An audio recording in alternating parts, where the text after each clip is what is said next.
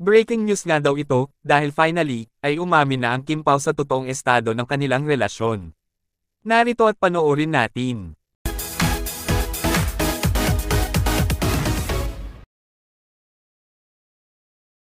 Viral nga ngayon sa social media ang naging kapamilya kalayaan caravan presko ng Kim Pao sa Dubai. Isang ang napakalaking pasabog nito para sa mga Kim Pao fans and supporters ng sang-ayunan ni Paolo Avellino ang sinabi ng press.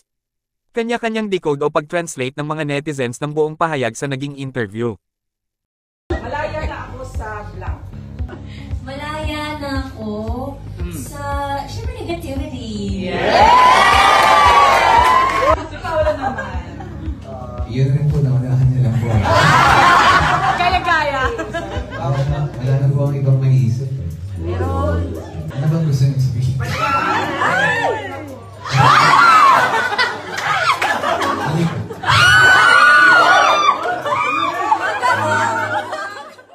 Grabe, hindi nga tumanggi dito si Kim Chiu at talaga nga namang kinilig pa sa naging pahayag ni Paolo Avellino ng sang-ayunan nito ang sinabi ng press.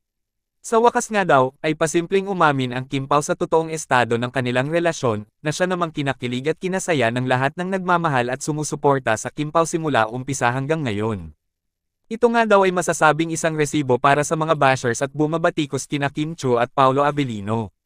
Sa wakas nga daw, ay may panghahawakan na silang isang matibay na ebidensya para sa mga patuloy na hindi naniniwala na Kim Pao is real. Kayo, anong masasabi nyo tungkol dito? Just comment down below.